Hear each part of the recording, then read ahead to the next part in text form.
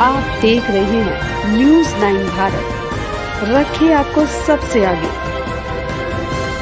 नमस्कार, आप देख रहे हैं न्यूज़ 9 भारत, मैं हूं आपके साथ अंजलि। चलिए रुक करते हैं खबरों की ओर। आजमगढ़ में जिला मुख्यालय पहुंचे ऑटो रिक्शा चालक समिति उत्तर प्रदेश व जन किसान कल्याण समिति उत्तर प्रदेश के तत्वाधान में 5 सूत्रीय मांगों को लेकर ज्ञापन जिला अधिकारी को सौंपकर जिला अस्पताल में व्याप्त भ्रष्टाचार के खिलाफ कार्यवाही की मांग की है। संगठन के अध्यक्ष कृपा शंकर पाठक ने आरोप लगाया कि जिला अस्पताल दुर्व्यवस्थाओं का बोलबाला है। जिला अस्पताल में बैठे डॉक्टर मरीजों के पर्चे पर दलालों के माध्यम से बाहर की दवा खरीदने के लिए लिखते हैं। यह घटना संगठन मंत्री शाहिद अहमद के साथ जिला अस्पताल में घटित हुई। आरोप है कि जिले में अनेकों अस्पताल मानक के विपरीत जाकर जनता का शोषण कर रहे हैं। संगठन ने जिला अधिकारी से मांग किया है कि जिला अस्पताल में ही सारी दवाइयां मिलनी चाहिए, न कि बाहर से खरीदने के लिए लिखी जाए। अस्पताल में मरीजों के लिए sonography, ECG, MRI, CT scan समेत अन्य आधुनिक मशीनों की सुविधा उपलब्ध कराई जाए। सरकारी अस्पतालों में एक अभियान चलाकर भ्रष्टाचार में संलिप्त सुरक्षा में लगे गार्ड, डॉक्टरों व कर्मचारियों पर कार्यवाही न्यायोचित को सम्मानित किया जाए। यदि मांगे पूरी नहीं की गई तो संगठन धरना प्रदर्शन के लिए बाध्य होगा, जिसकी सारी जिम्मेदारी शासन प्रशासन की होगी।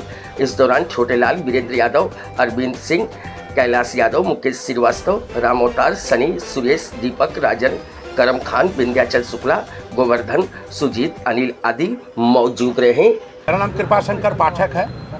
मैं ऑटो रिक्शा चालक समिति और जन किसान कल्याण समिति का प्रदेश अध्यक्ष हूँ। आज अभी आपने एक हमारे संगठन मंत्री का बिल्कुल साफ स्पष्ट, जिसको कह सकते गवाही, उस रूप में पूरी बात इन्होंने अस्पताल में जो व्याप्त भ्रष्टाचार है उसको बताया। आज हम आप सभी लोगों से कहना चाहते हैं कि अस्पतालों में जिस प्रकार से भ्रष्टाचार व्याप्त है, दवा रहते हुए बाहर से दवाएं लिखी जाती हैं। जो डॉक्टर वहाँ बैठे रहते हैं उनके कई दलाल रहते हैं। इसके बाद भी वो व्यवस्था कोई व्यवस्था, हर जगह उनकी पैसे की, कमीशन की व्यवस्था, दवा की कमीशन की व्यवस्था, जितनी दवाएं बाहर से खरीदवाएंगे उसकी व्यवस्था। इस प्रकार से अस्पताल में एकदम व्याप्त भ्रष्टाचार। और सीएमओ साहब इसकी पता नहीं, समझ में नहीं आती कि सीएमओ साहब के नाक के नीचे हो रहा है। मुझे तो लगता है कि सीएमओ साहब की भी इसमें हिस्सेदारी होगी। दूसरी तरफ मैं कहना चाहता हूँ कि ऐसा न हो। और आजमगढ़ जनपद में तमाम अस्पताल हैं जो मानक नहीं पूरे किए, उनको मानक जो होना चाहिए उसकी औपचारिकताओं को पूरा करना चाहिए। सदर अस्पताल में ब्लॉक स्तर पर ECG, sonography, MRI, CT scan, तमाम ब्लड जांच, खून की जांच वगैरह सारी व्यवस्था ब्लॉक स्तर के अस्पतालों में भी होना चाहिए। और जबकि देखा जाता है कि सदर अस्पताल में सीटी स्कैन की मशीन खराब है, इसलिए कि बाहर जाएंगे तो पैसा आपको वहाँ मिलेगा और उनका कमीशन पहुँच जाएगा। बताइए किस प्रकार का दोहन किसानों के साथ, मजदूरों के साथ और हमारे तमाम साथियों के आजमगढ़ की जनता, देश की जनता के साथ छलावा हो रहा है। इतना बढ़िया वेतन पाते हैं, इसके बाद भी लोग ऐसा काम करते हैं। मेडिकल सेक्टर में इस प्रकार की बेईमानी है कि 98 रुपये की दवा, मैं बताना चाहूँगा, 98 रुपये की दवा 9,800 रुपये में प्राइवेट अस्पतालों में बेची जा रही है। ये प्राइवेट अस्पताल जिस तरह से दवाओं का जो बिक्री कर रहे हैं, मैं तो मांग करूंगा सरकार से कि कम से कम जो दवाएं हैं उनका जो मूल्य है ये तमाम, मतलब इतना 60% कमीशन किस बात का होता है। इस पर सरकार ध्यान दे और जनता के हितों में इस प्रकार के कमीशन को काट करके मूल रूप से जो नमक के, जो दाल में नमक होता है, इस प्रकार से करके दवाओं को जो है सबके सामने प्रस्तुत किया जाए, तब जाकर के देश का कल्याण होगा। और जो इस मेडिकल सेक्टर में जो भ्रष्टाचार है, अब एक बात और बता दूं, तमाम अस्पतालों में, चाहे सरकारी अस्पतालों में जो स्थिति आपको बता दिया, डॉक्टरों की स्थिति बता दिया। कुछ डॉक्टर अच्छे भी हैं जो सम्मानित हैं, जिनको सम्मानित किया जाना चाहिए, बहुत अच्छे अच्छे डॉक्टर हैं।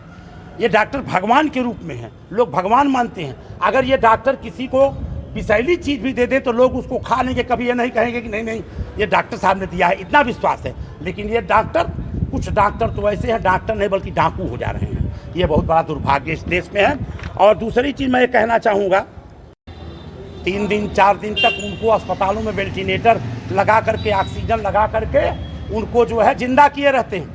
और इसके बाद परिवार वालों से वो गहना बेच के, खेत बेच के किस तरह से ला करके देते हैं। तो ऐसा न हो, बल्कि हम तो चाहेंगे कि ईमानदारी से जिस दिनों को जो मरीज मर जाए उस दिन का पैसा उनको माफ़ कर देना चाहिए। कम से कम ऊपर वाले से डरें, भगवान से डरें, खुदा से डरें, ऊपर वाले से डरें, डर के काम कर। भगवान ने बहुत बड़ी भाग्य में आपको लिखा कि आप डॉक्टर बनाए गए, लेकिन आप इस तरह का काम करते हैं, ये बहुत ही जघन्य है। और आज इस प्रकार से पैसे के लिए अब ऐसा अपराध करना, हम समझते हैं कि आज हमने कलेक्टर साहब से कहा है, हालांकि कलेक्टर तो मिलते नहीं, उनके सामने एक एसडीएम साहब बैठे रहते, वही आज एक कलेक्टर बन के मिलते हैं, तो उनसे सारी बात कही जाती है। उन्होंने कहा कि इसकी हम जांच करेंगे। हमने कहा बिल्कुल जांच करिए, जो भी दोषी हों उनको दंडित करिए, और जो लोग ईमानदारी से काम करते हुए पाए जाए उनको सम्मानित कीजिए।